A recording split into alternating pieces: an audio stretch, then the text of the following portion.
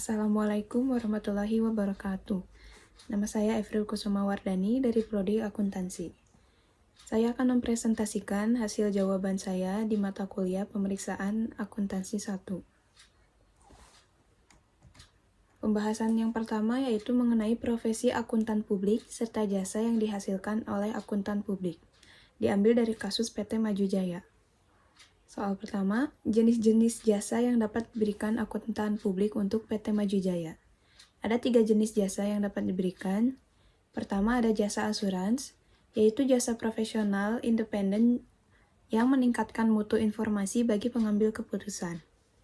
Yang kedua ada jasa atestasi, yaitu suatu pernyataan pendapat atau pertimbangan orang yang independen dan kompeten tentang apakah asersi suatu entitas sesuai dalam semua hal yang material dengan kriteria yang telah ditetapkan. Yang ketiga ada jasa non-assurance, yaitu jasa yang dihasilkan oleh akuntan publik yang di dalamnya tidak memberikan suatu pendapat, keyakinan negatif, ringkasan temuan, atau bentuk lain keyakinan. Kemudian ada apa sih perbedaan jasa asuransi dan non-assurance? Di jasa asuransi yaitu memberikan keyakinan atau opini independen atas informasi. Jasa asuransi akan menghasilkan opini atau keyakinan seperti opini audit atas laporan keuangan yang disajikan secara wajar. Sedangkan jasa non-asuransi berfokus pada pelaksanaan tugas lain tanpa opini. Fokus utamanya adalah membantu klien dalam bidang tertentu. Contohnya kayak jasa kompilasi, jasa perpajakan, dan jasa konsultasi. Selanjutnya, mengapa PT Maju Jaya tetap membutuhkan jasa akuntan publik meskipun ada tim akuntansi internal? Karena tim akuntansi internal terikat dengan PT Maju Jaya, sehingga memungkinkan adanya bias dalam laporan keuangan, agar perusahaan terlihat baik-baik saja. Maka dari itu, dibutuhkan jasa akuntan publik untuk memastikan bahwa laporan keuangan disajikan secara wajar. Hal ini dilakukan karena informasi laporan keuangan tidak hanya dipakai oleh manajemen internal, tetapi juga para investor, kreditur, dan pemerintah. Pembahasan selanjutnya ada mengenai pengertian auditing serta analisis terhadap laporan auditor. Diambil dari kasus PT Sejahtera Baru. Soal pertama, pengertian auditing. Auditing adalah suatu proses sistematis untuk secara objektif mendapatkan dan mengevaluasi bukti mengenai asersi tentang kegiatan-kegiatan dan kejadian-kejadian ekonomi untuk meyakinkan tingkat keterkaitan antara asersi tersebut dan kriteria yang telah ditetapkan dan mengkomunikasikan hasilnya kepada pihak-pihak yang berkepentingan. Selanjutnya ada apa arti opini wajar dengan pengecualian? Ada 2 faktor yang menyebabkan auditor mengeluarkan opini wajar dengan pengecualian. Yang pertama, auditor setelah memperoleh bukti audit yang cukup dan tepat, menyimpulkan bahwa kesalahan penyajian baik secara individual maupun secara agregasi adalah material, tetapi tidak pervasif terhadap laporan keuangan. Jadi memang ada salah saji dalam laporan keuangannya, tapi dampaknya hanya terbatas pada area tertentu, tidak mencakup seluruh laporan keuangan. Yang kedua, auditor tidak dapat memperoleh bukti audit yang cukup dan tepat yang mendasari opini.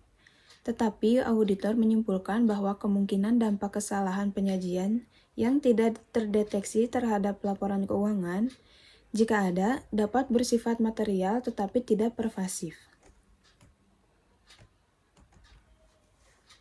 Yang ketiga, dampak bagi investor dan kreditur jika perusahaan menerima opini wajar dengan pengecualian. Yang pertama, kepercayaan investor terhadap perusahaan akan menurun, karena dianggap memiliki risiko lebih tinggi dibandingkan perusahaan dengan opini wajar tanpa pengecualian.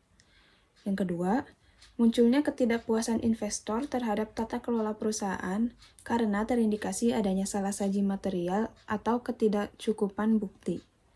Yang ketiga, jumlah pinjaman yang diberikan oleh kreditur akan dibatasi. Yang keempat, memungkinkan kreditur untuk meminta jaminan tambahan yang lebih besar. Pertanyaan keempat, jika Anda auditor, langkah apa yang sebaiknya dilakukan ketika menemukan metode penilaian persediaan yang tidak sesuai standar? Ada beberapa langkah yang mungkin akan saya lakukan. Yang pertama, mencatat semua temuan dan perhitungan salah saji. Yang kedua, tentukan secara spesifik standar akuntansi keuangan mana yang dilanggar oleh penilaian persediaan klien. Yang ketiga, mengomunikasikan temuan tersebut kepada manajemen dan pihak-pihak yang bertanggung jawab untuk segera ditangani. Yang keempat, memberikan penilaian berupa opini wajar dengan pengecualian atau opini tidak wajar, tergantung pada dampak luas yang dihasilkan salah saji tersebut terhadap laporan keuangan secara keseluruhan.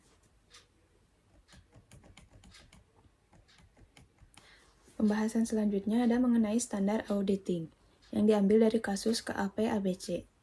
Yang pertama, apa yang dimaksud dengan standar auditing? Standar audit merupakan pedoman untuk membantu auditor dalam melaksanakan audit. Standar audit mencerminkan suatu kualitas audit yang dihasilkan oleh auditor tersebut. Standar audit yang dipakai di Indonesia adalah SPAP atau Standar Profesional Akuntan Publik yang dikeluarkan oleh IAPI atau Institut Akuntan Publik Indonesia. Yang kedua, standar auditing paling relevan dijadikan pedoman jika auditor tidak mendapatkan bukti audit yang cukup. Yang pertama ada standar audit 500, yaitu bukti audit, auditor harus merancang dan melaksanakan prosedur audit yang tepat sesuai dengan kondisi untuk memperoleh bukti audit yang cukup dan tepat. Bukti audit yang cukup harus diperoleh melalui inspeksi, pengamatan, permintaan keterangan, dan konfirmasi sebagai dasar yang memadai untuk menyatakan pendapat atas laporan keuangan auditan. Yang kedua ada standar audit 705, yaitu modifikasi atas opini dalam laporan auditor independen. Jika dampak pembatasan lingkup tersebut bersifat material tetapi tidak pervasif, auditor akan memberikan opini wajar dengan pengecualian. Jika dampaknya pervasif, auditor akan memberikan opini tidak menyatakan pendapat. Yang ketiga, opini yang dikeluarkan auditor berdasarkan kasus KAP ABC. Ada dua kemungkinan. Yang pertama, auditor mengeluarkan opini wajar dengan pengecualian. Opini ini dikeluarkan jika auditor menyimpulkan bahwa dampak dari masalah tersebut adalah material, tetapi tidak memengaruhi laporan keuangan secara keseluruhan. Yang kedua, auditor mungkin mengeluarkan opini tidak menyampaikan pendapat. Opini ini dikeluarkan jika auditor menyimpulkan bahwa masalah tersebut adalah material dan pervasif, sehingga laporan keuangan secara keseluruhan tidak dapat diandalkan.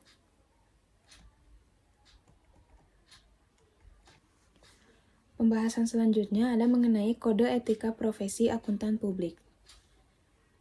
Di kasus auditorian dan PT Sejahtera.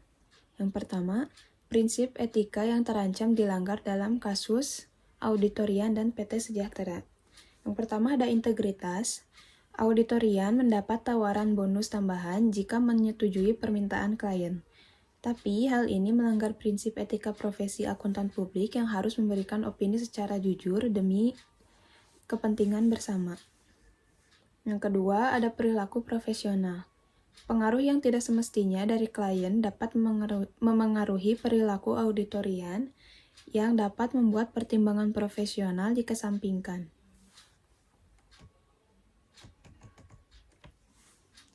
Yang kedua, bagaimana seharusnya auditorian bertindak?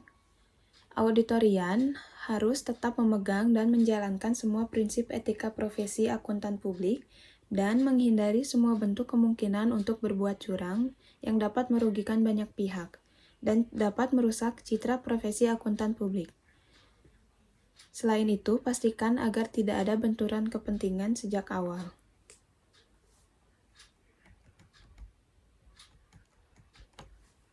Yang ketiga, dampaknya apa sih terhadap kredibilitas auditor jika tawaran tersebut diterima?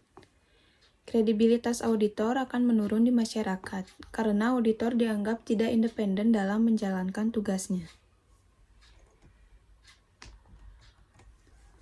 Pembahasan selanjutnya yaitu pelanggaran etika profesional di kasus KAP Prima Audit. Yang pertama, apa sih pelanggaran etika yang terjadi? Pada kasus KAP Prima Audit, terjadi pelanggaran aturan etika mengenai fee profesional. Karena tidak boleh saling menjatuhkan antar KAP, salah satunya yaitu menawarkan tarif yang sangat rendah. Yang kedua, risiko bagi profesi akuntan publik jika hal ini terus terjadi. Yang pertama, KAP kecil akan terancam tersingkir karena persaingan harga yang tidak sehat. Yang kedua, akan terjadinya perang harga antar KAP. Yang ketiga, kualitas audit menurun karena dana yang digunakannya sangat minim.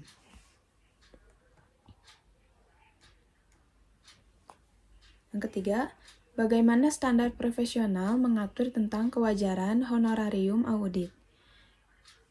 Pertama, penetapan fee harus dibicarakan bersama klien, kemudian disepakati di awal sebelum proses audit dilakukan, agar independensi auditor terjaga. Yang kedua, KAP harus menghitung tarif-tarif dalam proses audit. Hal ini dapat membantu untuk menetapkan fee yang wajar dan realistis.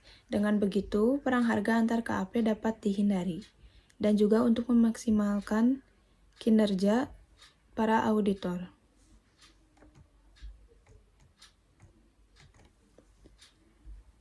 Kemudian ada tentang bukti audit di kasus Auditor Sinta dan PT Aman Sentosa.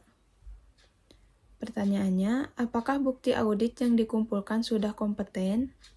Bukti audit yang dikumpulkan Sinta belum cukup dan belum kompeten.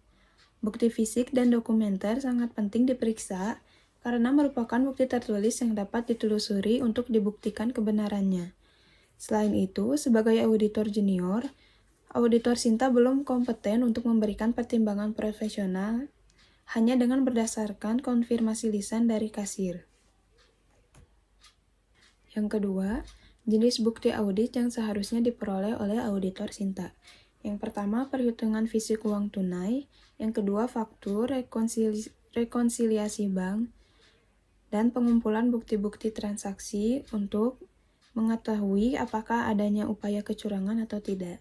Yang ketiga, membandingkan saldo kas tahun berjalan dengan saldo kas tahun sebelumnya untuk menganalisis perubahan, apakah sangat fluktuatif atau tidak. Yang ketiga, risiko bagi opini audit jika auditor tidak memperoleh bukti yang cukup.